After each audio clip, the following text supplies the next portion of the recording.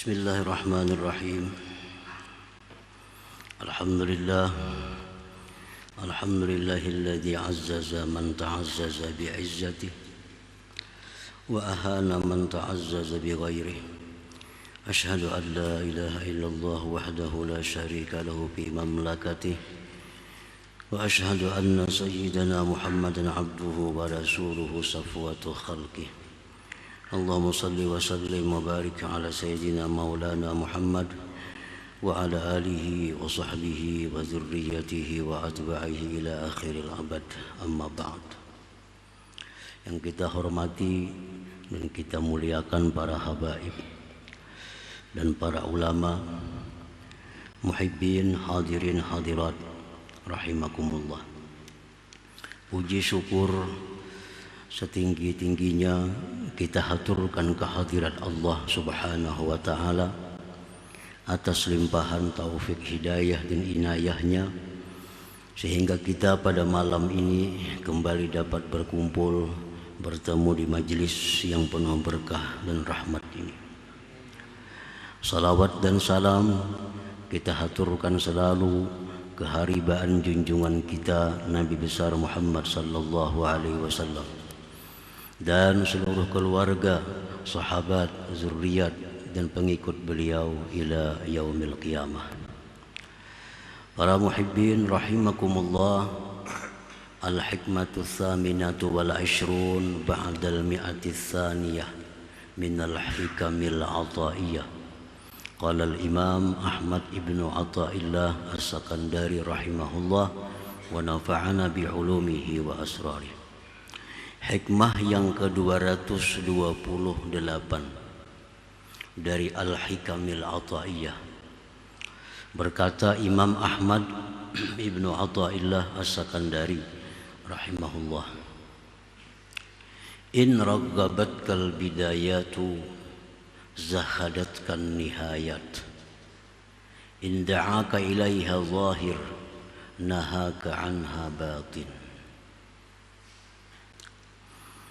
Artinya, jika menggemarkan akan engkau oleh permulaan-permulaan,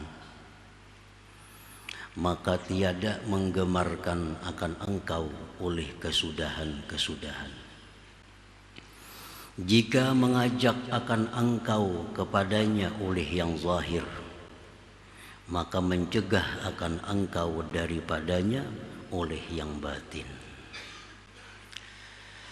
Itulah terjemah hikmah yang 228. Maksudnya adalah, in raggabatka bi hadhil wilayati allati la tadum bidayatuha. Apabila menggemarkan akan engkau pada ini wilayah, pada ini kekuasaan yang tidak kekal oleh permulaan-permulaan kekuasaan itu. Apabila menggiurkan akan engkau oleh kekuasaan yang tidak kekal permulaannya.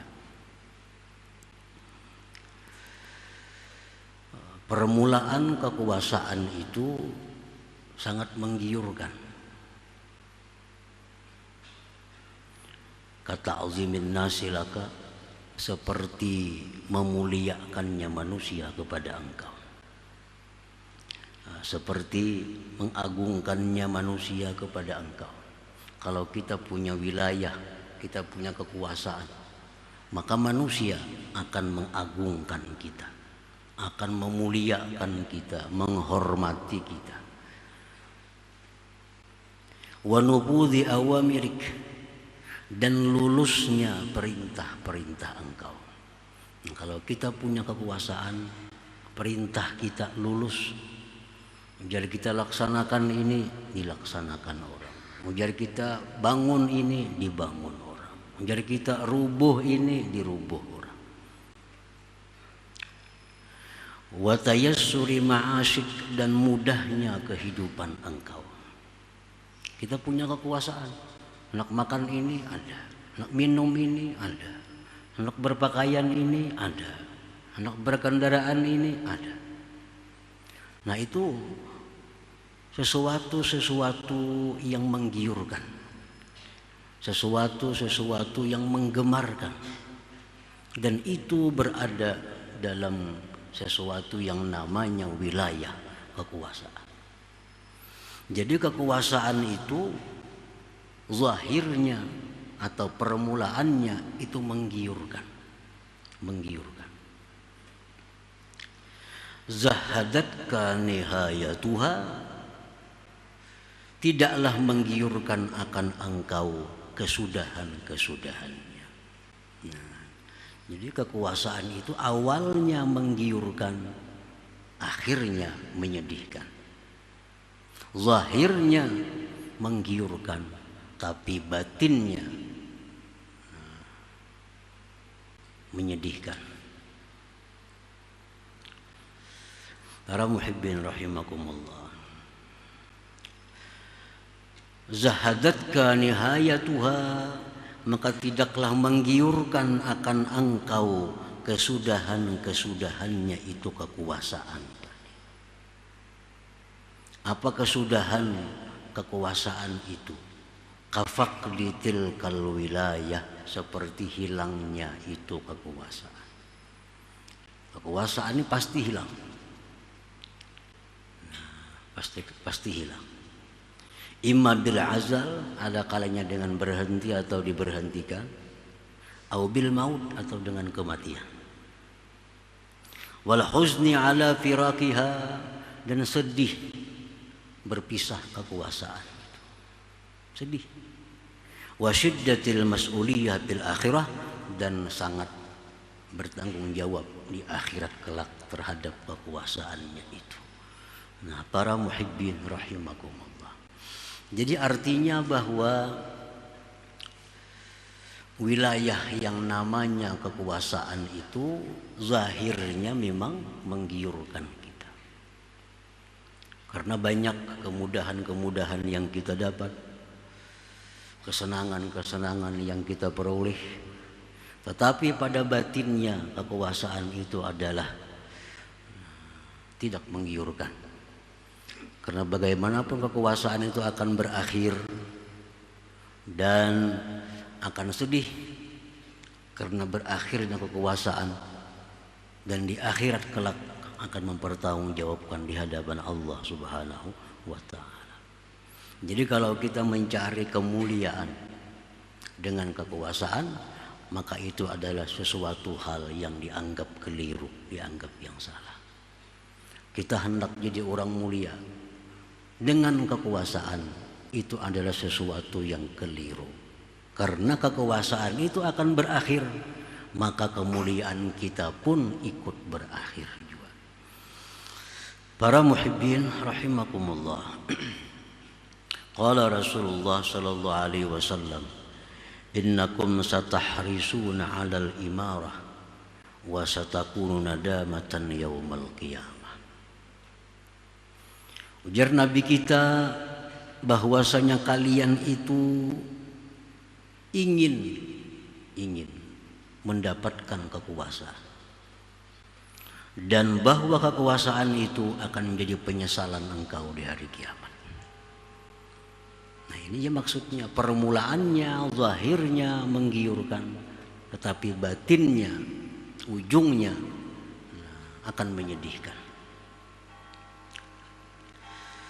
Qala Rasulullah sallallahu alaihi wasallam, awwaluha malamah wa thaniha nadamah wa thalithu adzabun yaumal qiyamah illa man adal wa kaifa ya'dilu ma'a qaribi.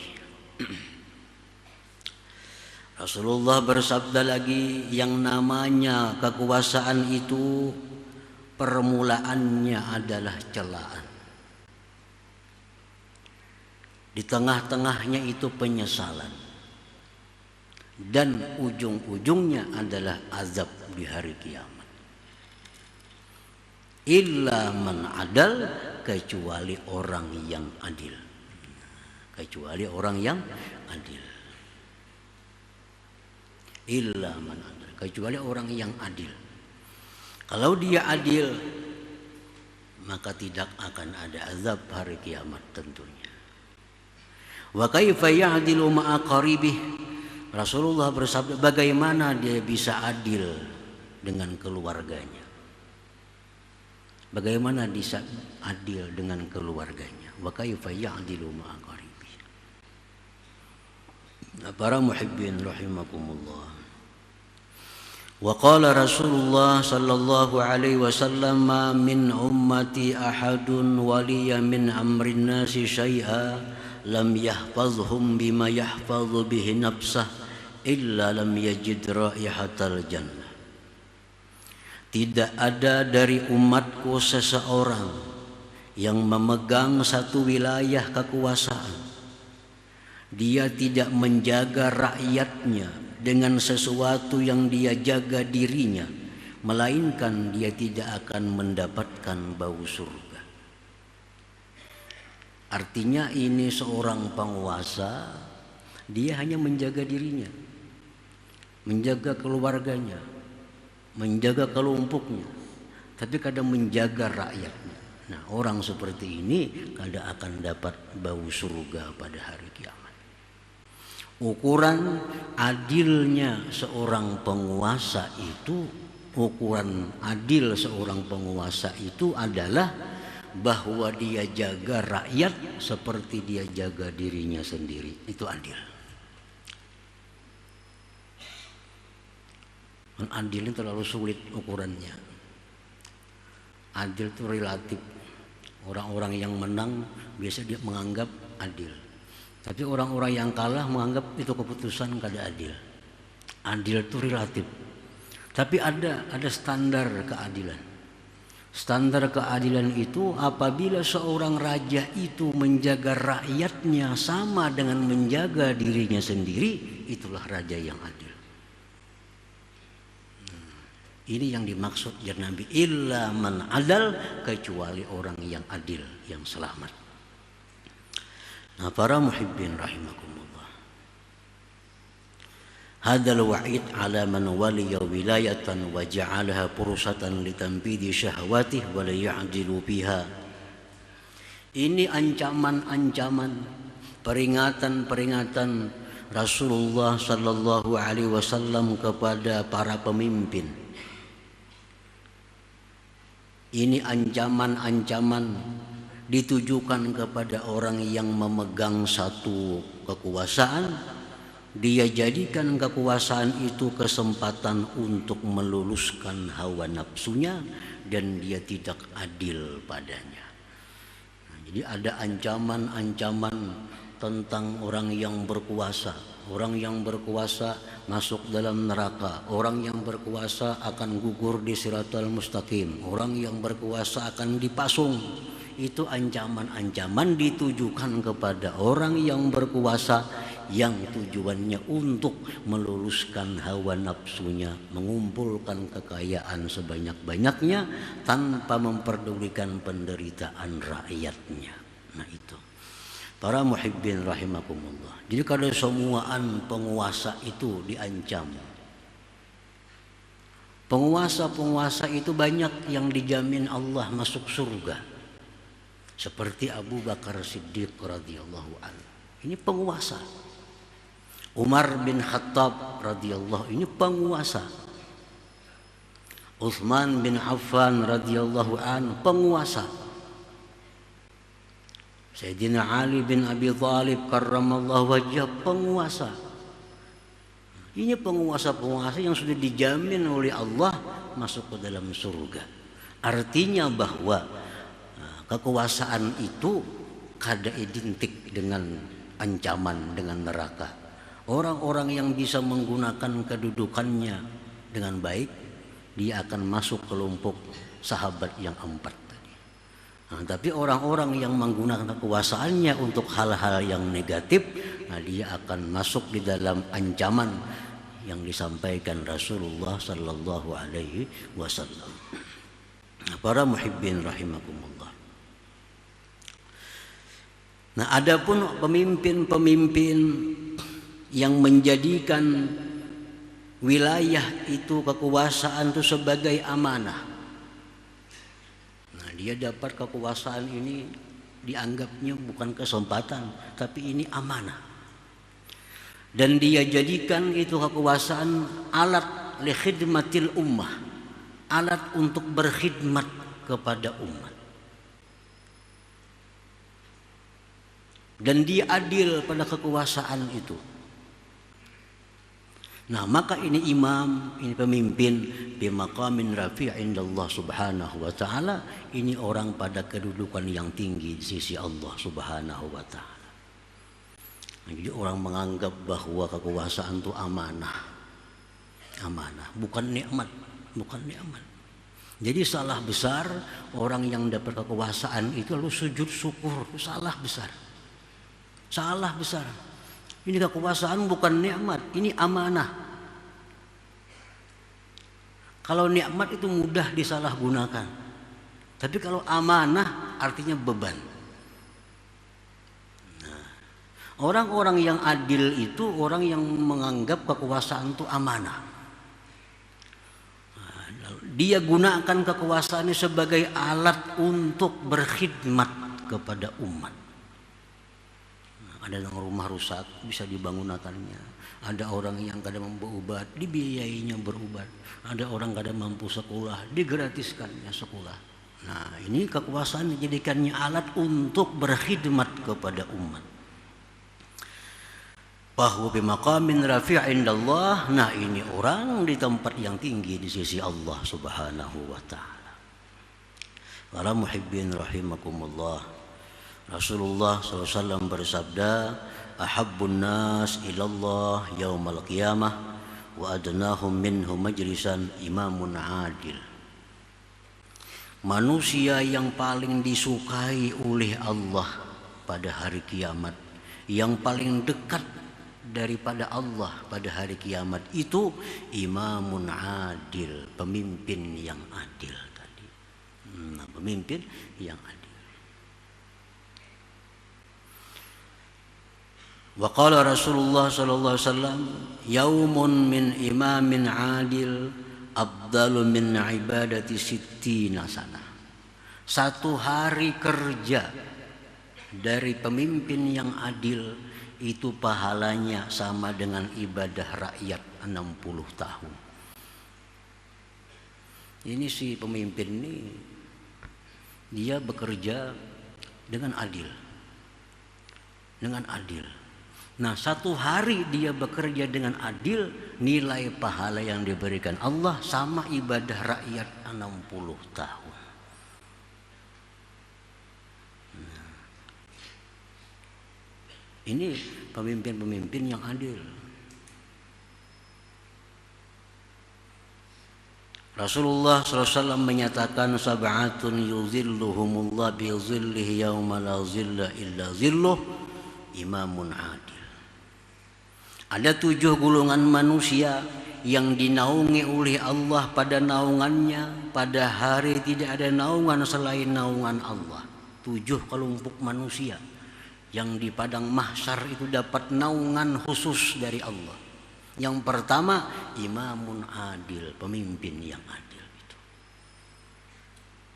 Nah, para muhibbin rahimakumullah. Nah, jadi artinya bahwa kalau kita hendak mulia, jangan mencari kemuliaan itu dengan memimpin suatu wilayah. Kalau kita hendak jadi orang mulia, janganlah kita dapat kemuliaan itu dengan sebab kita berkuasa. Karena itu akan berakhir. Bila itu berakhir, mulia kita pun berakhir juga.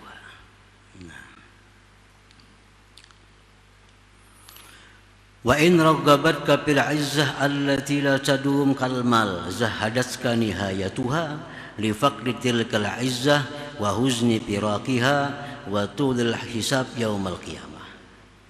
Apabila menggemarkan akan engkau pada kemuliaan yang tidak kekal seperti harta. Nah, harta itu pada awalnya, pada zahirnya menggiurkan. Lalu setiap orang ingin mulia dengan berharta. Karena berharta akan mudah menunaikan hajat, akan mudah meluluskan kehendak, akan banyak mempunyai pengikut. Nah, karena dia berharta. Zahadatka nihayatuha, maka tidaklah menggemarkan akan engkau kesudahannya kemuliaan dengan harta. Lifaqdi tilkal izzah wa husni firaqiha wa tulil hisab yaumal qiyamah, karena kemuliaan dengan harta itu pasti berakhir dan sedih berpisahnya, dan di akhirat akan lama dihisab oleh Allah Subhanahu wa ta'ala. Jadi keliru juga kalau kita hendak mulia dengan harta. Keliru kalau kita hendak jadi orang mulia dengan harta. Karena harta pasti habis, harta pasti berakhir. Berarti kemuliaan kita pun akan berakhir juga. Dan tentu akan sedih, ditambah lagi di akhirat akan banyak pertanyaan Allah Subhanahu wa ta'ala kepada kita tentang harta, dari mana kita dapatkan, kemana kita menggunakannya. Para muhibbin rahimakumullah, qala Rasulullah sallallahu alaihi wasallam, yadkhulu fuqara'u ummatil jannah qabla agniyaihim binisbi yaumin wa dhalika 500 'am. Rasulullah bersabda, masuk orang-orang fakir umatku ke dalam surga sebelum orang-orang kaya mereka setengah hari akhirat. Dan itu adalah 500 tahun dunia. Ini sama, orang kaya, orang miskin, penyembahyangnya sama, takwanya sama, baik akhlaknya sama, taatnya sama, mati. Nah, orang miskinnya terdahulu ke surga 500 tahun pada orang kaya. Kenapa sebabnya? Karena ini orang kaya akan banyak tanggung jawabnya di hadapan Allah tentang harta-harta yang dia miliki itu. Nah, kan banyak tahu orang miskin besi rumah kada, mengontrak rumah, misi kendaraan kadada, besi kabun kadada. Apa tanggung jawabnya? Kada banyak tanggung jawabnya di sisi Allah. Nah, kalau orang kaya ini walaupun dia ahli ibadah, tetap dia tanggung jawab yang banyak di sisi Allah. Di mana dapat harta itu? Bagaimana cara menggunakannya? Nah, kemana aja menghabiskannya? Satu persatu harta ditanyai oleh Allah, dan itu makan waktu 500 tahun. Jadi orang-orang miskin sudah bersenang-senang di surga, orang kaya masih sibuk di padang mahsyar mempertanggungjawabkan kekayaannya itu. Nah, jadi harta itu pada zahirnya manis, tapi batinnya membuat kita susah di akhirat terutamanya. Para muhibbin rahimakumullah, ta'azzaz ayyuhal murid bi'izzatin la tafna wa hiya izzatu ma'rifatillahi ta'ala. Carilah kemuliaan itu wahai murid dengan kemuliaan yang tidak fana, yaitu kemuliaan dengan ma'rifat kepada Allah Subhanahu wa ta'ala. Inilah sebaik-baik kemuliaan yang kita cari. Hendaknya diri kita ini mulia bukan karena berkuasa. Diri kita mulia bukan karena punya harta. Diri kita mulia bukan karena sanak keluarga. Diri kita mulia bukan karena kawan. Nah, diri kita mulia semata-mata karena kita mulia, karena kita punya ma'rifat kepada Allah Subhanahu wa ta'ala. Inilah kemuliaan yang hakiki, yang sebenarnya. Izzatun fid dunya wa izzatun til akhirah. Di dunia dia mulia, di akhirat lebih mulia lagi. Izzatun indal khalqi, di sisi makhluk dia mulia. Izzatun indallahi ta'ala, mulia lagi di sisi Allah Subhanahu wa ta'ala. Nah, itulah kemuliaan yang mesti kita cari. Itulah kemuliaan yang mesti kita miliki, yaitu kita menjadi orang mulia dengan sebab kita ma'rifat kepada Allah Subhanahu wa ta'ala. Nah, para muhibbin rahimakumullah, selanjutnya hikmah yang ke-229 insyaallah. La hadratin Nabi sallallahu alaihi wasallam al-Fatihah. Ya kana Abu Sulaiman يا الله بها يا الله بها يا الله بحسن الخاتمة يا الله بها يا الله بها يا الله بحسن الخاتمة يا الله بها يا الله بها يا الله بحسن الخاتمة ويا الرجل منه شفاعة صلوا عليه وسلموا تسليما اللهم صل وسلم